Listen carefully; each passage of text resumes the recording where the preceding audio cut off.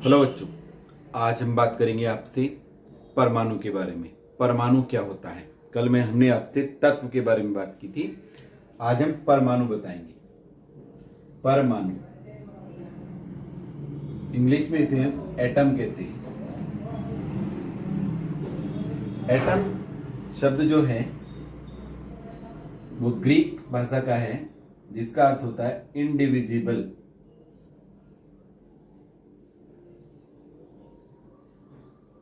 अविभाज्य।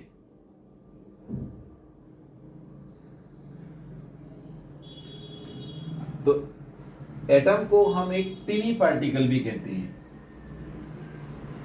टिनी माने बहुत छोटा। तो डाल्टन के परमाणुवाद के अनुसार, डाल्टन के परमाणुवाद के अनुसार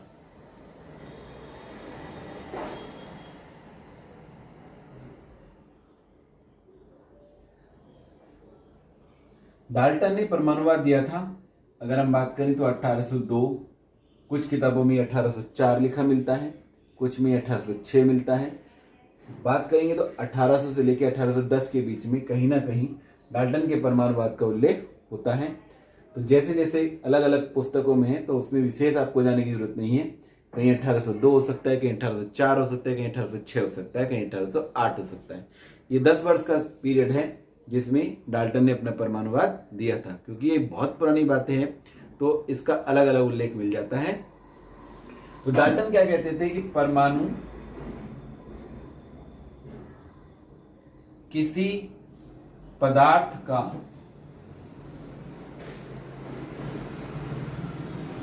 वह सूक्ष्मतम कण है, सूक्ष्मतम अविभाज्य।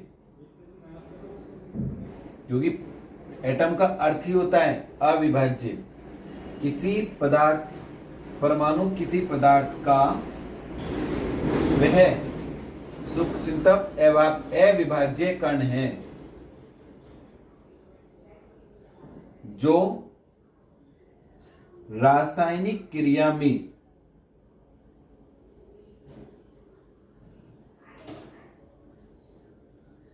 भाग लेता है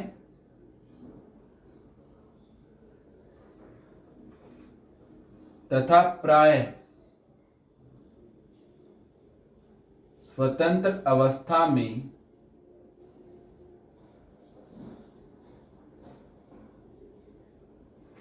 नहीं रह सकता।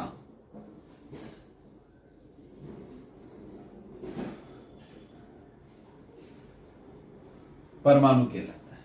अर्थात जो परमाणु होता है, हम देखते हैं कि परमाणु मुख्य रूप से जो तत्व होते हैं वे परमाणु के रूप में नहीं पाए जाते। ठीक है, क्योंकि अगर वो परमाणु रूप में पाए जाएंगे तो उनकी क्रियाशीलता अधिक होती है, तो वे कहीं ना कहीं संयुक्त अवस्था में पाए जाते हैं। तो इसलिए कहते हैं स्वतंत्र अवस्था में नहीं पाया जाता है। तो विशेष रूप से जो परमाणु है वह तत्व का सूक्ष्मतम कण है। तो यहां आप पदार्थ की जगह तत्व भी लिख सकते हैं। तो ये परिभाषा हुई हमारी डाल्टन के परमाणुवाद के अनुसार। लेकिन उसके बाद कुछ समय पश्चात कुछ नई नई खोज हुई। यदि हम बात करें तो 1897 में इलेक्ट्रॉन की खोज हुई। उसके बाद प्रोटॉन और न्यूट्रॉन की खोज हुई। तो ये माना गया कि जो हमने परमाणु माना था कि वो एक अविभाज्य कण है, वह तो छोटे छोटे कणों से मिलकर बना है जिनका नाम है इलेक्ट्रॉन, प्रोटॉन और न्यूट्रॉन। तो फिर एक नई परिभाषा आ गई। उसमें ये बात सिद्ध हो गई कि परमाणु एक अविभाज्य कण नहीं है, वह तो इलेक्ट्रॉन, प्रोटॉन और न्यूट्रॉनों से कण का मिलकर बना है। तो ये जो छोटे कण हैं, इलेक्ट्रॉन और प्रोटॉन, न्यूट्रॉन, जो कि एक बार एटम नाम दे चुके थे, तो इसलिए इसका नाम एटम और परमाणु के इससे ही पढ़ते हैं हम। आधुनिक परमाणुवाद के अनुसार परमाणु की क्या परिभाषा बनती है? आधुनिक परमाणुवाद के अनुसार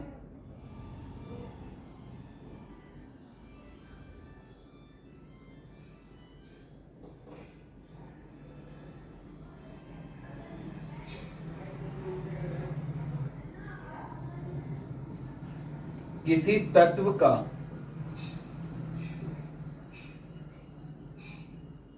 वह सूक्ष्म कण अब सूक्ष्मतम नहीं बोलेंगे, सूक्ष्म कण जो इलेक्ट्रॉन,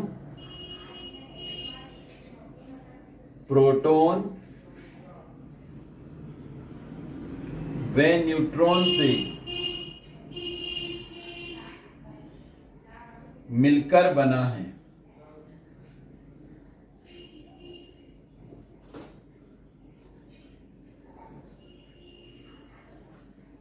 रासायनिक अभिक्रिया में भाग लेता है।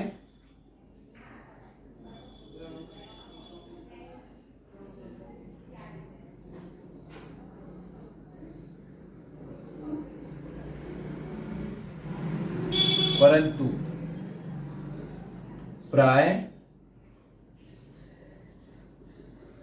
स्वतंत्र अवस्था में नहीं रहता।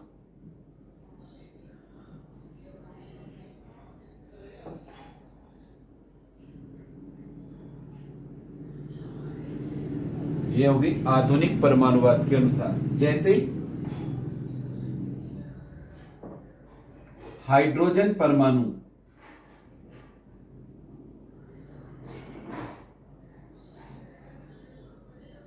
प्रतीक रहेगा H। सोडियम परमाणु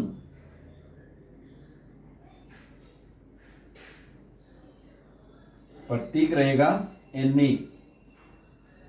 ऑक्सीजन परमाणु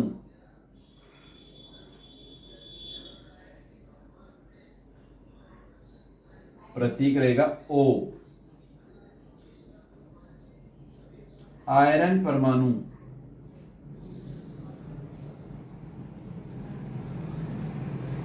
Fe। नाइट्रोजन परमाणु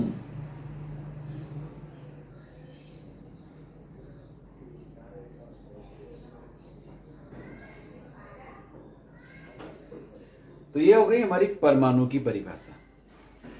जो परमाणु है नोट करके लिखेंगी, किसी तत्व की सबसे छोटी इकाई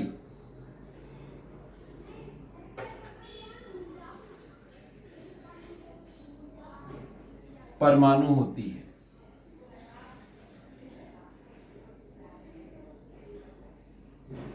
तो ये हो गई हमारी परमाणु के बारे में बात। अब परमाणु के बाद बात करेंगे हम, अगर आपको ध्यान हो, हमने पढ़ा था तत्व, और तत्व के बाद वर्गीकरण में हमने पढ़ा है यौगिक। क्या पढ़ा है? यौगिक।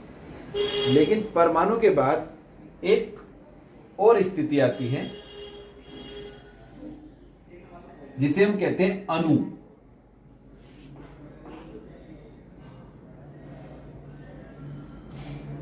मॉलिक्यूल।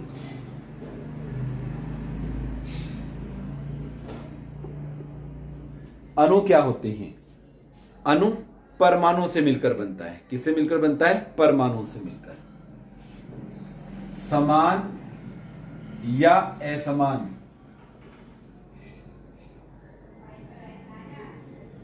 परमाणुओं से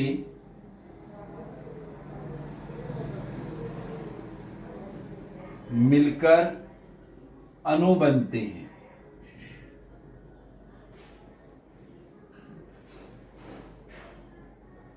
जैसे हमारा परमाणु है कौन सा? हाइड्रोजन परमाणु था तो H हमने लिखा, लेकिन हाइड्रोजन अणु लिखेंगे तो H2।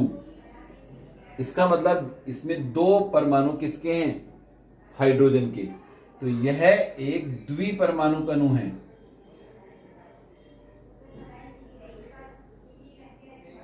द्विपरमाणु अणु। ओजोन अणु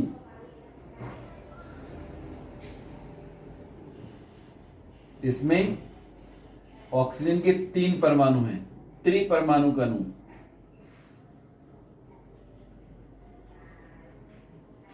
फास्फोरस अणु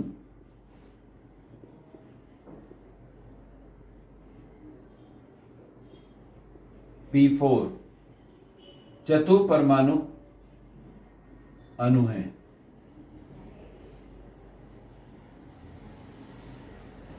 और इसके बाद आता है सल्फर अणु।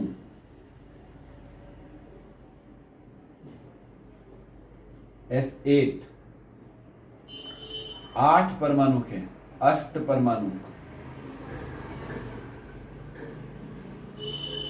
मुख्य रूप से जो होते हैं वो द्विपरमाणु अणु पाए जाते हैं, जैसे hydrogen, oxygen, nitrogen, chlorine, bromine, ये सब द्विपरमाणु अणु होते हैं। तो अणु क्या होता है? जो परमाणुओं से मिलकर बना होता है। ये परमाणु समान भी हो सकते हैं और असमान भी। ये जो है हमारे समपरमाणु अणु हैं। असमान वाले लेते हैं जल का अणु, H2O, अमोनिया का अणु,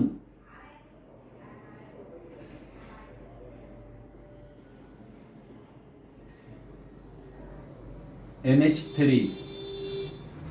ये देखो 3 परमाणु है, इसमें त्रिपरमाणु का अणु है।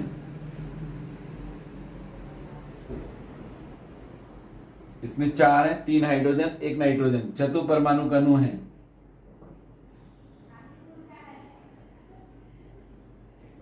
तो ये बात हो गई अणु की। तो आज हमने परमाणु और अणु को समझा। कल हम यौगिक और मिश्रण के बारे में समझेंगे। आज के लिए इतना ही। घर पर रहिए, सुरक्षित रहिए। Thank you.